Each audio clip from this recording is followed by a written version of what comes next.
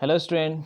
आज हम coordination compound start करने वाले हैं। बहुत बहुत इंपॉर्टेंट चैप्टर है ना, इनऑर्गेनिक केमिस्ट्री का, और 12th क्लास में भी। ठीक है, तो इनऑर्गेनिक केमिस्ट्री का दूसरा इंपॉर्टेंट चैप्टर हमने खत्म कर लिया। कौन सा आपका? Chemical bonding. ठीक है, तो केमिकल बॉन्डिंग भी बहुत ही इंपॉर्टेंट चैप्टर है। अब यहाँ पे कोऑर्डिनेशन कंपाउंड है, तो कोऑर्डिनेशन कंपाउंड में कुछ अलग टाइप के कंपाउंड को हम डील करेंगे। ठीक है, इसके नेमिंग के बारे में देखेंगे, कोऑर्डिनेशन कंपाउंड क्या है। हमने बहुत बार आपको बताया है क्लासेस में कि हम कोऑर्डिनेशन कंपाउंड, ये कोऑर्डिनेशन कंपाउंड से रिलेटेड में हम आगे बात करेंगे। ठीक है, तो वो टाइम आ गया है, कोऑर्डिनेशन कंपाउंड पढ़ने का टाइम आ गया। ठीक है, चलो, तो अब हम बात करते हैं सबसे पहले कि कोऑर्डिनेशन कंपाउंड पढ़ने से पहले हम एक टर्म डिफाइन करना चाहते हैं कि एडिशन और मॉलिक्यूलर कंपाउंड। क्या? एडिशन और मॉलिक्यूलर कंपाउंड। तो देखो, एडिशन और मॉलिक्यूलर कंपाउंड क्या होते हैं। जैसे मैं एग्जांपल ले लेता हूँ, एक क्या लेता हूँ, KCl। ठीक है, KCl एक्वस, है ना। उसके बाद ले लेता हूँ MgCl2 एक्वस। तो ये दोनों क्या है आपका? एक्वस। जब इन दोनों को हम मिक्स करेंगे तो हमारे पास जो कंपाउंड फॉर्म होगा, ये क्या बनेगा आपका? KCl dot MgCl2। ठीक है, KCl MgCl2, ये क्या होगा आपका? एक्वस। अब जब ये एक्वस है, इसको जब हम क्रिस्टलाइज करेंगे या फिर इसको जब हम सॉलिडिफाइड करेंगे, ठीक है, या सॉलिड के फॉर्म में जब हम कन्वर्ट करेंगे, तो ये सारे क्या है आपका? एक्वस है। इसमें वाटर प्रेजेंट है, तो ये क्या बनेगा आपका? KCl MgCl2 into 6H2। ठीक है, ये जो कंपाउंड बने, इस कंपाउंड को क्या बोलते हैं? KCl MgCl2 6H2। इस कंपाउंड को क्या बोलते हैं? एडिशन और मॉलिक्यूलर कंपाउंड। देखो, एडिशन और मॉलिक्यूलर कंपाउंड क्या है कि जब दो सॉल्ट, है ना, दो सॉल्ट सॉल्यूशन या फिर दो अलग अलग सॉल्ट से जो दो कंपाउंड मिलकर, है ना, दो कंपाउंड जो मिलकर जो बनते हैं, उसी को क्या बोलते हैं? एडिशन और मॉलिक्यूलर कंपाउंड। या आप बोल सकते हैं, दो टू डिफरेंट सॉल्ट्स मिलके, जो दो डिफरेंट सॉल्ट के जो कंपाउंड है, वो मिलके जो कंबाइन होके जो एक नया सॉल्ट फॉर्म करते हैं, उसको क्या बोलते हैं? और जो रेशियो होगा वो सिंपल रेशियो में, या सिंपल रेशियो या स्टोइकियोमेट्रिक रेशियो में जो होंगे, उसको बोलते हैं एडिशन और मॉलिक्यूलर कंपाउंड बोलते हैं। ठीक है, इसी तरह मैं एक एग्जांपल और ले लूँ। जैसे एग्जांपल ले लेते हैं कि FeSO4 प्लस, ठीक है, NH4 होल टू SO4। तो ये जो मिलके क्या बनेंगे आपके? FeSO4 into NH4 whole two into SO4 into 6H2। ये देखो, ये कंपाउंड आपने कहीं ना कहीं देखा होगा। इसका नाम क्या है? मोहर सॉल्ट। इसका नाम क्या है आपका? मोहर सॉल्ट। अब देखो, ये जो कंपाउंड है, ये सिंपल रेशियो में ये भी आपका सॉल्ट है, और ये भी दोनों ही आपका क्या है? सॉल्ट है। अब ये दोनों सॉल्ट मिलके एक नया सॉल्ट बन गया, है ना। जो आपको कहीं देखने में इसको थोड़ा अजीब तरीके से लग रहा होगा, क्योंकि ये अलग टाइप के कंपाउंड है। ठीक, अब इस टाइप के कंपाउंड को क्या बोलते हैं? एडिशन और मॉलिक्यूलर कंपाउंड। अब ये इनमें से भी हम देखेंगे कि ये एक सिंपल है या फिर आपका क्या है? कॉम्प्लेक्स है, ये क्या है हम आगे देखेंगे। ठीक है, तो ये चीज़ समझ में आ गई। एक जो एग्जांपल है, किसका एग्जांपल? आपका मोहर सॉल्ट का एग्जांपल। ठीक है, मोहर सॉल्ट। तो इसके पहले हम डेफिनेशन के बारे में बात कर लेते हैं कि डेफिनेशन क्या है। ठीक है, तो एडिशन और मॉलिक्यूलर कंपाउंड्स का, these are the compounds which are formed by the combination of two or more simple salt. ठीक है, two or more simple salt in stoichiometric ratio. Stoichiometric ratio means यहाँ पे बोल सकते हैं या तो सिंपल रेशियो, है ना। सिंपल रेशियो में जो आपका कंबाइन होने के बाद जब नया कंपाउंड बनते हैं, उसको क्या बोलते हैं आप? उसको क्या बोलते हैं? एडिशन और मॉलिक्यूलर कंपाउंड। अब देखो, एडिशन और मॉलिक्यूलर कंपाउंड, ये आपका क्या है? एग्जांपल हो गया। ठीक, कार्नालाइट। ठीक है, KCl MgCl2 इंटू 6H2, इसको बोलते हैं कार्नालाइट। उसी तरह से आप मोर सॉल्ट के भी एग्जांपल लिख सकते हैं। ठीक है, चलो, तो अब बात करते हैं कि एडिशन कंपाउंड और मॉलिक्यूलर कंपाउंड के टाइप्स क्या क्या होते हैं। तो बेसिकली इसके टाइप्स हैं, टू टाइप्स के कंपाउंड होते हैं। क्या है? टू टाइप्स के कंपाउंड। एक होता है डबल सॉल्ट, और दूसरा होता है कॉम्प्लेक्स कंपाउंड, है ना। Complex compound. अब देखो, डबल सॉल्ट यहाँ सुनते ही आपके दिमाग में आ रहा होगा कि डबल, एकदम सही है। डबल, डबल मीन्स आपके जो दो कंपाउंड, दो कंपाउंड मीन्स दो कौन से कंपाउंड? दो सॉल्ट वाले कंपाउंड। जब दो सॉल्ट के कंपाउंड जो आपको मिक्स होके जो एक नया सॉल्ट बनते हैं, उसे क्या बोलते हैं? Double salt. ऐसे, अ, ठीक है, एक से ज़्यादा, सीधा सिंपल सी बात है, एक से ज़्यादा सॉल्ट प्रेजेंट हो ऐसे कंपाउंड में, एक से ज़्यादा सॉल्ट प्रेजेंट हो वैसे वाले कंपाउंड को क्या बोलते हैं? डबल सॉल्ट बोलते हैं। ठीक है, चलो, अब देखो, डबल सॉल्ट है तो डबल सॉल्ट के कुछ प्रॉपर्टीज हैं, उसके बारे में हम देखते हैं। तो सबसे पहला प्रॉपर्टीज है, these are the addition compound whose ion retain their identity in aqueous solution. देखो, इससे पहले भी एक पॉइंट आप लिख लीजिए यहाँ पे। इससे पहले मैं आपको एक पॉइंट लिखा था, exist in solid, double salt exist, यहाँ पे लिख लो, double salt exist in solid state. First point वो लिखना, सॉलिड स्टेट ओनली। ठीक है, solid state only, not in an aqueous solution. ठीक है, तो क्या है समझ में आया कि डबल सॉल्ट जो हमेशा जो एग्जिस्ट करते हैं वो सॉलिड फॉर्म में एग्जिस्ट करते हैं, ये आपका लिक्विड फॉर्म में एग्जिस्ट नहीं करते, या एक्वस सॉल्यूशन में आपका एक्वस सॉल्यूशन टाइप वाले सॉल्यूशन में एग्जिस्ट नहीं करती है, सीधा आपको किसमें सॉलिड स्टेट में एग्जिस्ट करते हैं। ठीक है, पहली चीज़ तो ये वाले अपने पॉइंट लिखे। चलो नेक्स्ट पॉइंट हम लिखते हैं, जैसे यहाँ पे these are the addition compounds whose ions retain their identity in aqueous solution। ये भी मैं आपको अभी पॉइंट बताता हूँ। दूसरा देखो, these compounds are completely ionized in their aqueous solution in their respective ions। देखो यहाँ पे मैं आप एग्जांपल लेके बात करता हूँ, जैसे मान लो कि अभी हमने एग्जांपल लिया था KCl का, KCl MgCl2 इंटू 6H2। ठीक है, 6H2। अब ये क्या है कि ये आपका H2O में जब हम, ये क्या है आपका सॉलिड फॉर्म है। ठीक है, ये आपका क्या है सॉलिड फॉर्म है, ये डबल सॉल्ट है ना, KCl एक सॉल्ट हो गए, MgCl2 आपका एक सॉल्ट हो गया। ठीक है, तो दो सॉल्ट हो गए, दो सॉल्ट से मिक्स से बना हुआ एक सॉल्ट है। अब ये जो सॉलिड फॉर्म में है, जब ये हम H2O वाटर के साथ रिएक्शन कराएंगे तब ये क्या बनेगा आपका K+, ये आयंस में ब्रेक हो जाएंगे, कंप्लीटली आयनाइज्ड है ना। जो डबल सॉल्ट है वो क्या हो जाता है आपका कंप्लीटली वाटर में डिजोल्व होते ही वो क्या हो जाता है कंप्लीटली आयनाइज हो जाते हैं। तो क्या बनेगा आपका KCl, तो KCl का क्या होगा K+, MgCl2 में क्या होंगे आपका Mg2+ होगा। ठीक है, उसके बाद आपका क्या होगा Cl2, यहाँ पे Cl- है, यहाँ पे भी Cl- है, तो टोटल आपका क्या होगा 3Cl- एक्वस। क्लियर है, K+Mg+2 3Cl। अब देखो पहला पॉइंट जो आपका था, these are the addition compound whose ions retain their identity. Means retain their identity means कहने का मतलब ये है कि इसकी जो आइडेंटिटी है, जो आयंस की जो आइडेंटिटी है वो चेंज नहीं होती है।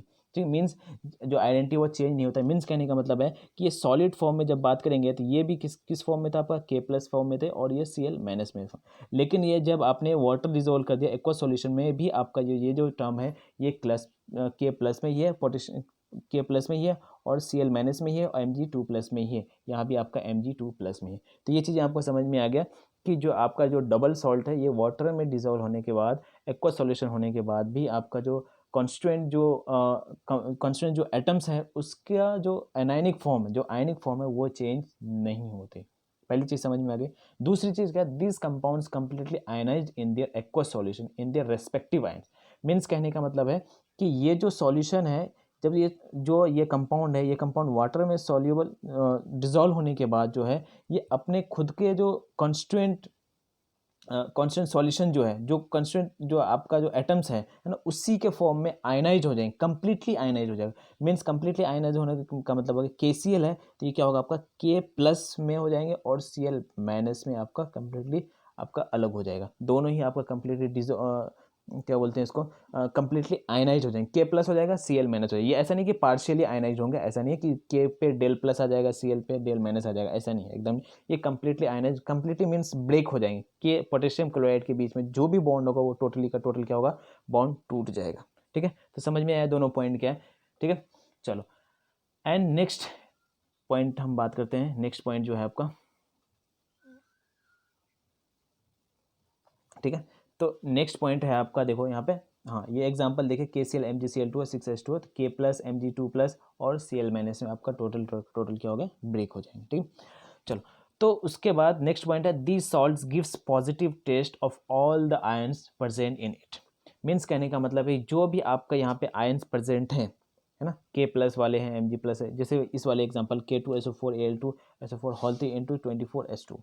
अब देखो ये इन कंपाउंड जो वाटर में डिजोल्व होने के बाद क्या बनेगा आपका KSO4 का K+ बन जाएगा, उसके बाद एल्युमिनियम का क्या है, Al+3 बन जाएंगे, SO4 का है तो SO4 भी आपका बन जाएगा। ठीक है, अब देखो ये जो आपके फॉर्म हो रहे हैं कि ये जो K+ बन गए और Al+3 बन गया और SO4 2- बन गए, तो ये जो आपके कॉन्स्टिट्यूएंट जो आयन फॉर्म है, ये जो आयन फॉर्म में है, ये जब आपके किसी भी कंपाउंड से रिएक्शन करने जो रिएक्ट करने वाले, जैसे मैं बात करता हूँ BaSO4।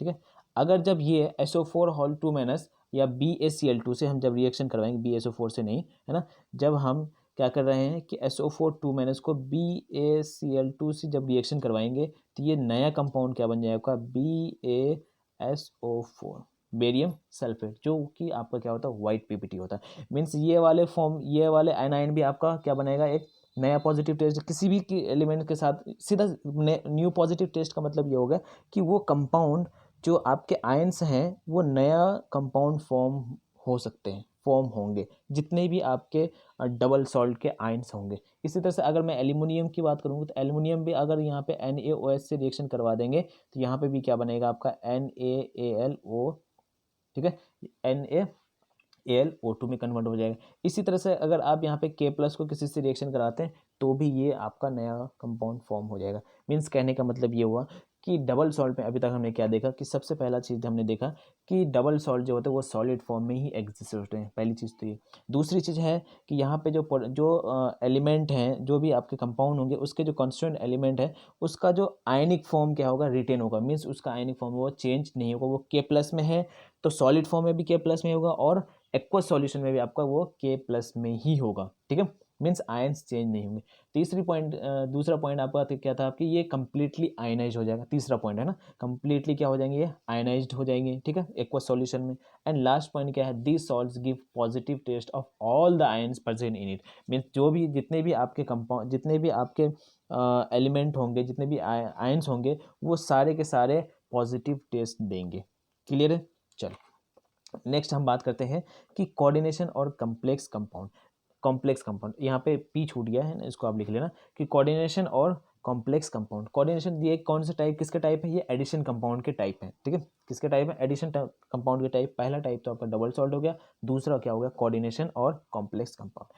अब देखो इनमें से सबसे पहला, हाँ पहला पॉइंट आप इसको लिख लीजिए कि ये जो exist, they can exist both solid as well as, है ना, एक्वस सॉल्यूशन, ठीक है। यहाँ पे पहला पॉइंट आप लिख लो कि जो डबल सॉल्ट थे वो तो ओनली सॉलिड फॉर्म में एग्जिस्ट करते थे, लेकिन जो आपका कॉम्प्लेक्स है, जो कोऑर्डिनेशन कंपाउंड है वो आपके किस में एग्जिस्ट करते हैं, exist in both solid state as well as in aqueous medium. पहला पॉइंट तो आपका ये हो गया, ठीक है। दूसरा पॉइंट है these compound do not ionised completely in their ions in their aqueous solution. दूसरा पॉइंट समझ में आया।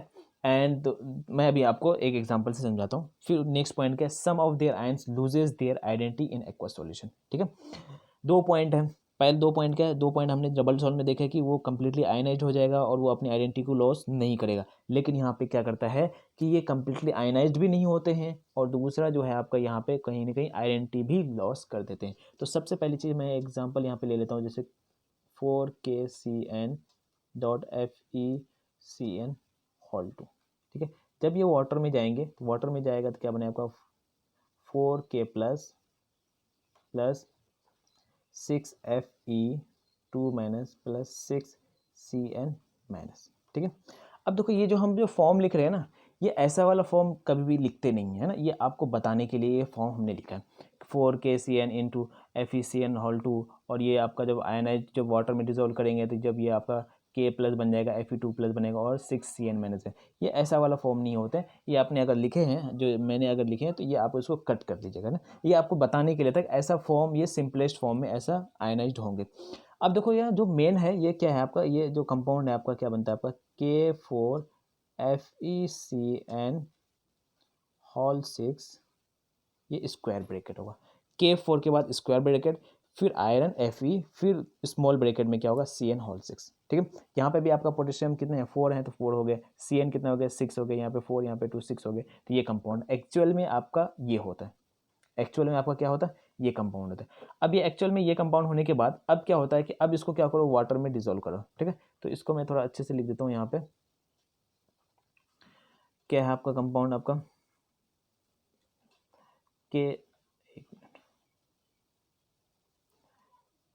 K4FeCN होल 6, ये आपका स्क्वायर ब्रैकेट। अब जब ये वाटर में आप डिजोल्व करेंगे तो वाटर में डिजोल्व करने के बाद आपका क्या बनेगा कि 4K प्लस FeCN होल 6, ठीक है। और ये क्या बन गया आपका 4 माइनस, ठीक है। अब देखो यहाँ पे क्या है कि ये वाले जो टर्म देखेंगे, है ना, ये टर्म जो है आपका, ये आपका कहीं ना कहीं आयरन एंड CN, ये क्या है इसका, ये कंप्लीटली आयनाइज नहीं हुआ, ये इसके फॉर्म जो है आयंस में कन्वर्ट नहीं हुआ, है ना। आयरन कंप्लीटली आयनाइज नहीं हुए और CN ये दोनों एक साथ में हो गए, तो इस वाले को क्या बोलते हैं, कॉम्प्लेक्स आयन। ये क्या हो गया आपका कॉम्प्लेक्स आयन, ठीक है। एंड ये K4+ क्या है, 4K+ क्या हो गए, ये आपके आयनाइज हो गए। तो इनमें से आपको क्या देखा कि ये जो कंपाउंड में है, ये कंपाउंड वाटर में डिजोल्व होने के बाद क्या हुए कि कुछ कंपाउंड क्या हुए, ये वाले कंपाउंड ये कंप्लीटली आयनाइज नहीं हुए और ये आपका आयनाइट हुआ, ठीक है। एक चीज़ तो समझ में आ गई। दूसरी चीज़ यहाँ पे क्या है कि कुछ कंपाउंड ऐसे हैं कि जो loses there identity, means identity यहाँ पे लॉस ही कर देते हैं। जैसे यहाँ पे अगर इसमें बात करेंगे तो यहाँ पे Fe2+ में आ जाएगा, फिर Cn- में आ जाएगा और K+ में, लेकिन यहाँ पे ये चेंज नहीं हो रहा है यहाँ पे, ठीक है। तो ये होते हैं आइडेंटिटी, ये लॉसेस नहीं करते हैं। एंड तीसरा जो आपने एग्जांपल, ये exist both solid as well as liquid form में। तो ये जो कंपाउंड हो गया, इस कंपाउंड को क्या बोलेंगे, कॉम्प्लेक्स और कोऑर्डिनेशन कंपाउंड बोलते हैं। क्लियर है ये चीज़ें, इसको क्या बोलते हैं, कॉम्प्लेक्स और कोऑर्डिनेशन कंपाउंड। तो जो मैंने हम आपको लिखा था 4KCN इंटू FeCN होल 2, ये वैसे वाले कंपाउंड नहीं थे, वो दिखाने के लिए था। ये दो सॉल्ट के मिक्सचर हैं, ठीक है। क्या है आपका कि जो आपको एग्जांपल दिया गया था, मान लो, ठीक है, जो आपको यहाँ पे KCN.FeCN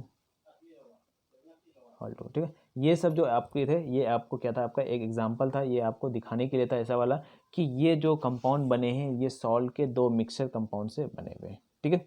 एक्चुअल में आपका क्या है, K4FeCN होल 6, ठीक है।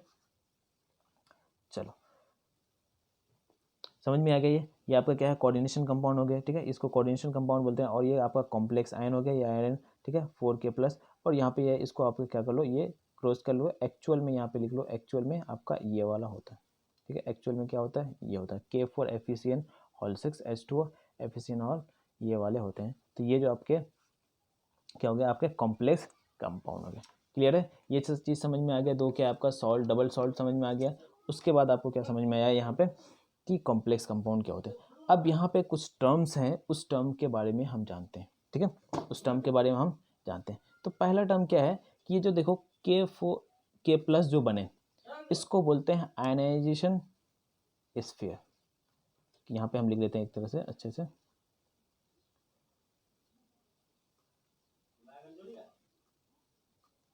यहाँ पे जो आपके हुए, ये जो आपका है K+, 4K+, ये, और दूसरा है आपका FeCN होल 6, ठीक है, 4-। तो ये वाला जो टर्म है K4, ये क्या है आपका, इसको क्या बोलते हैं, आयनाइजेशन स्फीयर। क्या बोलते हैं, आयनाइजेशन स्फीयर। और इसको बोलते हैं काउंटर आयन, काउंटर आयन, ठीक है। जो आपका कंप्लीटली ये जो टर्म हो, ये आयनाइज्ड हो गए, तो इसको बोलेंगे आयनाइजेशन स्फीयर। और दूसरा क्या बोलेंगे, काउंटर आयन, जो कि क्या होता है, ये आयनाइजेबल होता है, मीन्स ये ब्रेकेबल होता है, ये डिजोल्व होने वाला होता है। क्लियर है ना। तो इसको क्या बोलते हैं, आयनाइजेशन स्फीयर। तो ये आयनाइजेशन स्फीयर क्या हो गया आपके, ये आयनाइजेबल वाले पार्ट है। अब जो बच गए FeCN होल 6, ये जो बच गए FeCN होल 6, इसको बोलते हैं कोऑर्डिनेशन स्फीयर। ये वाला जो ये जो आपका स्क्वायर ब्रैकेट में है, इसको बोलते हैं कोऑर्डिनेशन स्फीयर, ठीक है। कोऑर्डिनेशन स्फीयर जो कि लिखा जाता है क्या है, इसके में स्क्वायर ब्रैकेट में लिखा जाता है हमेशा। कोऑर्डिनेशन स्फीयर को किस में लिखा जाता है, आपका स्क्वायर ब्रैकेट में लिखा जाता है, ठीक है। जो कि क्या होता है आपका, नॉन आयनाइजेबल पार्ट होते हैं। क्या होता है आपका, नॉन आयनाइजेबल। तो आपको क्या समझ में आया कि कॉम्प्लेक्स कंपाउंड को जब आप कहाँ पे वाटर में डिसॉल्व करेंगे तो आपके कंप्लीटली आयनाइज्ड भी हो सकते हैं, कंप्लीटली आयनाइज्ड नहीं भी हो सकते हैं। जब कंप्लीटली आयनाइज्ड हो जाएंगे तो वो डबल सॉल्ट हो जाएगा। एंड जहाँ पे कंप्लीटली आयनाइज्ड नहीं होंगे तो वो क्या होगा, आपका कॉम्प्लेक्स हो जाएंगे। अब कॉम्प्लेक्स में भी आपके टू टाइप्स में आ जाएंगे। एक तो हो जाएगा आपका क्या कि जो आपका कंप्लीटली आयनाइज्ड हो जाएंगे, कंप्लीटली आयनाइज्ड हो जाएंगे तो उसको क्या बोलेंगे, आयनाइजेशन स्फीयर बोलेंगे। और जो कंप्लीटली आयनाइज्ड मीन्स वो आयनाइजेबल नहीं होंगे, है ना, तो वो क्या हो जाएगा आपका कोऑर्डिनेशन स्फीयर। इसको क्या बोलेंगे, कोऑर्डिनेशन स्फीयर, ठीक है, जो कि आपका नॉन आयनाइजेबल होते हैं। अब देखो यहाँ पे एक चीज़ समझ में आ रही है कि थोड़ा थोड़ा इसकी कॉम्प्लेक्स के बारे में हम जब समझ रहे हैं थोड़ा सा, तो यहाँ पे एक तो कॉम्प्लेक्स के बारे में देखो क्या है यहाँ पे, ठीक है। देखो आप यहाँ K4K+ है। अब देखो ये सिंपल क्या है आपका, इसको क्या बोलते हैं, सिंपल आयन। K+ क्या है आपका, सिंपल आयन। अब FeCN होल 6 ये क्या है आपका, कॉम्प्लेक्स आयन। ये क्या होगा आपका, complex ion. A9, complex ion means complex A9 है, और ये क्या है, सिंपल केटाइन है, ठीक है। इसी तरह से हम आगे और बात करेंगे कि सिंपल एनाइन भी हो सकते हैं और सिंपल केटाइन भी हो सकता है, ठीक है। तो मैं आपको यहाँ पे एग्जांपल के साथ बताता हूँ थोड़ा सा, ठीक है। तो यहाँ पे देखिए, एक मिनट,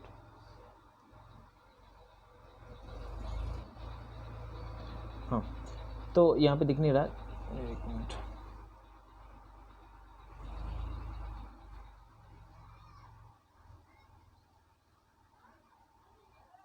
ठीक है। यहाँ पे देखो 4 KCN into FeCN whole 2 into ये देख क्या बने K4 FeCN होल 6।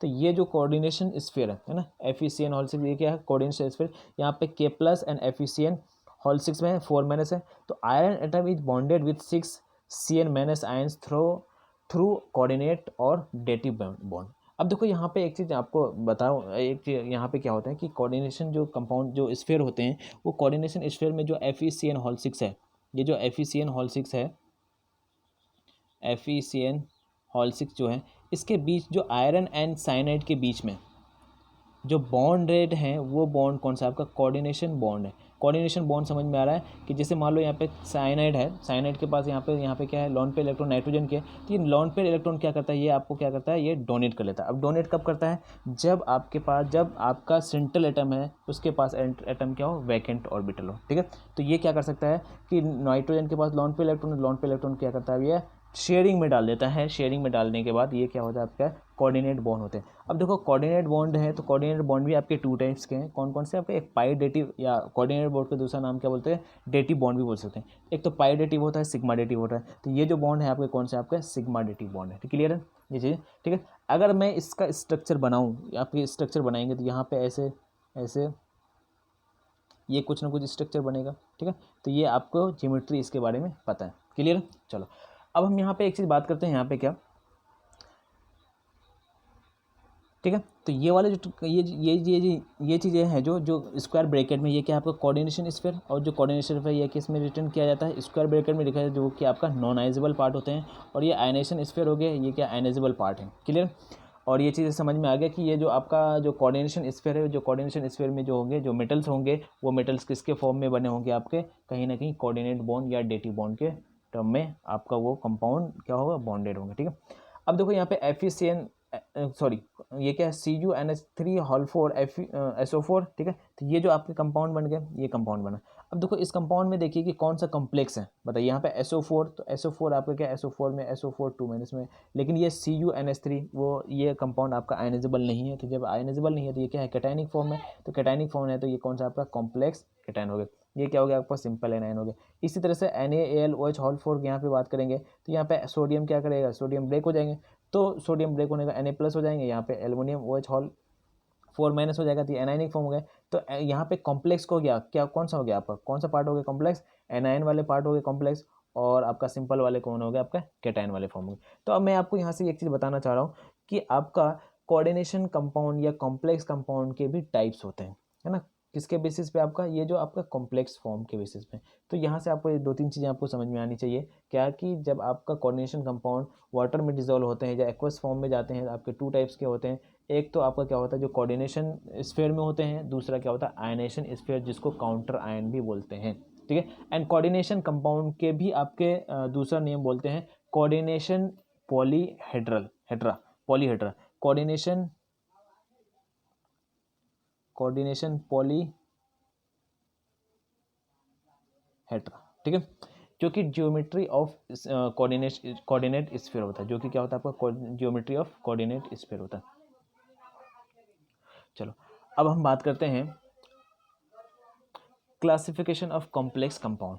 तो क्लासिफिकेशन ऑफ कॉम्प्लेक्स कंपाउंड में सबसे पहला है क्या है, सिंपल कैटायन और plus complex anion. Simple cation और कॉम्प्लेक्स एनायन, जो कि आपका एग्जांपल अभी K4, बार बार मैं ये बात कर रहा हूँ। तो ये आपका क्या है, सिंपल क्या, ये जो फॉर्म, ये जो ब्रेक होगा, ये क्या K प्लस में ब्रेक हो जाएंगे, FeCN होल 6 4 माइनस में ब्रेक हो जाएगा। तो ये आपका क्या है, कॉम्प्लेक्स एनायन होंगे, ये क्या होगा आपका सिंपल कैटायन हो जाएंगे। इसी तरह से आपका क्या हो सकता है, कॉम्प्लेक्स कैटायन हो सकते हैं, सिंपल एनायन हो सकता है। तो ये आपका क्या है, Cl माइनस फॉर्म में आ जाएंगे, ये CONH3 होल 2 प्लस में आ जाएगा। तो ये आपका क्या है, कैटायनिक फॉर्म क्या होगा, कॉम्प्लेक्स हो जाएंगे। इसी तरह से आपका complex cation and complex anion भी हो सकते हैं। ये आपका क्या है कॉम्प्लेक्स केटायन और ये कॉम्प्लेक्स एनायन के फॉर्म में हो गए। एंड इसी तरह से आपका एक चीज़ और भी हो सकता है, क्या हो सकता है, न्यूट्रल कॉम्प्लेक्स भी हो सकता है या न्यूट्रल कोऑर्डिनेशन कंपाउंड भी हो सकते हैं। तो एकदम हो सकते हैं कि आपका यहाँ जैसे कार्बन मोनोऑक्साइड हो गया, NH3 हो गया, या वाटर हो गया, ये सारे आपके क्या है न्यूट्रल कंपाउंड है। ठीक है, तो न्यूट्रल कंपाउंड से भी जो फॉर्म होंगे वो न्यूट्रल कॉम्प्लेक्सेस होंगे। FeCO5 एंड Mn2O6, ये आपका क्या है Mn2CO6, ये आपका क्या है आपका न्यूट्रल कंपाउंड है। ठीक है, तो ऐसे मॉलिक्यूल्स जो पूरी तरह न्यूट्रल मॉलिक्यूल से बने होते हैं वो न्यूट्रल कंपाउंड या न्यूट्रल कॉम्प्लेक्स कहते हैं। क्लियर है? ठीक है, न्यूट्रल कंपाउंड न्यूट्रल मॉलिक्यूल से मिलके बने होते हैं, तो ऐसे वाले क्या न्यूट्रल कॉम्प्लेक्सेस कहलाते हैं। एंड ये जो कैटायन एंड एनायन फॉर्म में ब्रेक नहीं होते। ये जो आपका आयरन है, आयरन CO5, ये क्या होगा, ये कैटायनिक और एनायनिक फॉर्म में ब्रेक नहीं होते। कहीं ना कहीं हमने देखा था यहाँ पे जब हम रेडॉक्स रिएक्शन पढ़ रहे थे, रेडॉक्स रिएक्शन में हमने ये CO and ये सारे क्या था आपका न्यूट्रल कंपाउंड थे। न्यूट्रल कंपाउंड होने की वजह से हमने इसका जो ऑक्सीडेशन नंबर था, इसका ऑक्सीडेशन नंबर क्या था आपका 0 लेके हम चल रहे थे। क्लियर है? समझ में आ गया? ये क्यों? क्योंकि आपका क्या है आपका न्यूट्रल कंपाउंड है। ठीक है, समझ में आ गया यहाँ तक क्लासिफिकेशन ऑफ कॉम्प्लेक्स कंपाउंड। अब हम बात करते हैं सेंट्रल मेटल एटम या सेंट्रल मेटल आयन के बारे में। ठीक है, तो सेंट्रल मेटल मतलब समझ में आ ही रहा होगा कि कोई एक ऐसा कंपाउंड है जो कि एक मेटल या सेंट्रल एटम होगा या सेंट्रल आयन होंगे, जिसके थ्रू से आपका सारे कंपाउंड या जो भी सारे एटम्स हैं वो आपका क्या बॉन्डेड होंगे। क्लियर है? तो सबसे पहला हम पॉइंट पढ़ते हैं, it is the centre of complex compound. ये आपका क्या है सेंटर ऑफ कॉम्प्लेक्स, ये नाम ही है सेंट्रल मेटल एटम या आयन, तो ये क्या होगा आपका सेंटर एटम ही होगा, है ना, सेंट्रल, ये सेंटर ही होगा। ठीक है, सेंट्रल एटम भी बोल सकते हैं ना। चलो नेक्स्ट पॉइंट है आपका the compounds are attached with central metal atom with coordinate bond in the coordination compound. ये भी चीज़ आपको समझ में आ गया कि ये जो आपका सेंट्रल एटम मेटल होगा वो किससे कंपाउंड से, सारे का जो कोऑर्डिनेट बॉन्ड होंगे है ना, वो सारे कोऑर्डिनेट एटम से कनेक्टेड होंगे। ठीक है, चलो, और वो भी कौन सा होगा आपका कोऑर्डिनेशन स्फीयर के जो अंदर में होंगे उसी को। जैसे बात करते हैं एग्जांपल K4FeCN6। ठीक है, तो इसमें सेंट्रल मेटल की बात करेंगे तो सेंट्रल मेटल कौन सा होगा आपका आयरन वाले हो गए सेंट्रल मेटल के। ठीक है, चलो अब यहाँ पे कंडीशंस क्या है कि सेंट्रल मेटल एटम या सेंट्रल मेटल आयन होने की कंडीशंस क्या है। तो पहला कंडीशन क्या है कि वो स्मॉल साइज का होना चाहिए। क्या होना चाहिए आपको यहाँ पे स्मॉल साइज का होना चाहिए। दूसरा हाई न्यूक्लियर चार्ज हो। समझ में आ रहा है? हाई न्यूक्लियर चार्ज मीन्स कहने का मतलब अगर साइज कम होगा तो उसमें न्यूक्लियर चार्ज मीन्स दूसरा पॉइंट है क्या हाई आयनेशन एनर्जी।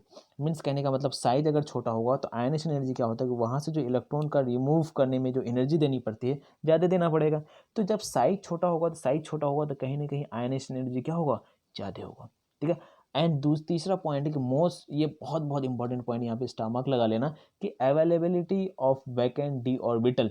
मीन्स कहने का मतलब है कि आपके पास स्मॉल साइज भी है, हाई आयनेशन एनर्जी भी है, लेकिन अगर उसके पास क्या है वैकेंट डी ऑर्बिटल नहीं है, तो बताओ वैकेंट डी ऑर्बिटल नहीं है तो वो सेंट्रल मेटल एटम या आयन नहीं हो सकते। क्यों नहीं हो सकते मैं आपको बताता हूँ। जैसे K4FeCN की बात करता हूँ, जैसे FeCN6 है तो यहाँ पे क्या है आपका CN-। ठीक है, ये आपका क्या है CN-। तो ये जो CN है, ये जो साइनाइड है, ये क्या करता है लोन पे इलेक्ट्रॉन, अपने लोन पे इलेक्ट्रॉन को किस में करता है यहाँ पे शेयरिंग करता है। ठीक है, तो वो लोन पे इलेक्ट्रॉन को एक तरह से क्या कर रहा है डोनेट ही कर रहा है। तो डोनेट कर रहा है इसका मतलब ये हुआ कि जो जब हम डोनेट करेंगे तो सामने वाले के पास कुछ ना कुछ वैकेंट होना चाहिए, इलेक्ट्रॉन को होल्ड करने की कैपेसिटी होनी चाहिए, या उसके पास वैकेंट ऑर्बिटल्स होना चाहिए जो कि आपका क्या करे उस इलेक्ट्रॉन को अपने इलेक्ट्रॉन को ले सके, या फिर हम वो क्या कर सकते शेयर में कर सके, तभी वो आपका क्या होगा सेंट्रल मेटल एटम होंगे। अदरवाइज उसके पास वैकेंट ऑर्बिटल ही नहीं होगा, तो वैकेंट ऑर्बिटल ही नहीं होंगे, जब इलेक्ट्रॉन आएंगे तो रहेंगे कहाँ पे। ठीक है, जब इलेक्ट्रॉन आएंगे तो वैकेंट ऑर्बिटल भी तो होने चाहिए, वो वैकेंट ऑर्बिटल भी तो होनी चाहिए, अदरवाइज वैकेंट ऑर्बिटल नहीं होगा तो आपका वो सेंट्रल मेटल आयन नहीं हो सकते। मीन्स कहने का मतलब वो सेंट्रल एटम नहीं हो सकता। ये तीनों कंडीशन फुलफिल कर दिया तो वो जो आपका एटम होंगे वो सेंट्रल मेटल आयन की तरह बिहेव करेगा।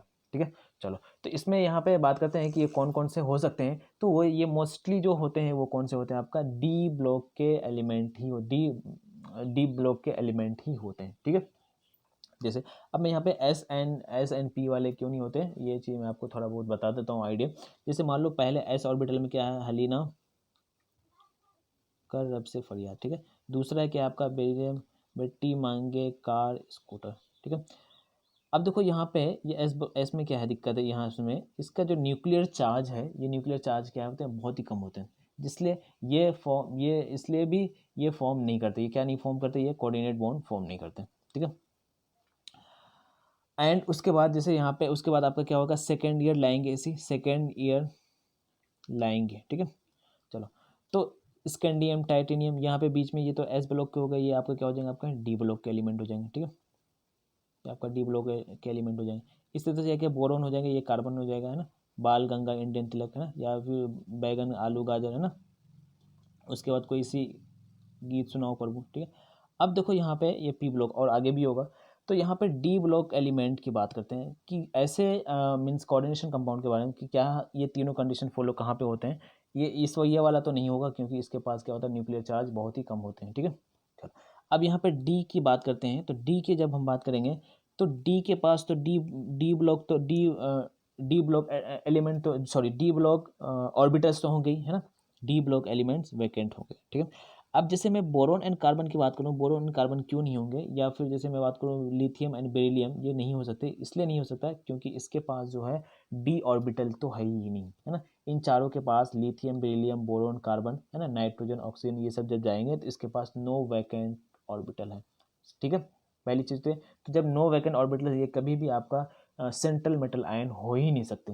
क्लियर है यहाँ से। चलो, अब जो बाकी जो बच गए, तो बाकी जो ये क्या है कि मेनली डी ब्लॉक एलिमेंट, ये भी एल्युमिनियम वगैरह है, इसके पास 3D आपका वैकेंट है, ठीक है, सिलिकॉन ये सब है, तो इसके कम फॉर्म होते हैं, लेकिन जो जनरली जो फॉर्म होता है वो कौन सा फॉर्म होता है आपका, D block element, D block के जो एलिमेंट है वो आपके ज़्यादा फॉर्म करते हैं, ठीक है।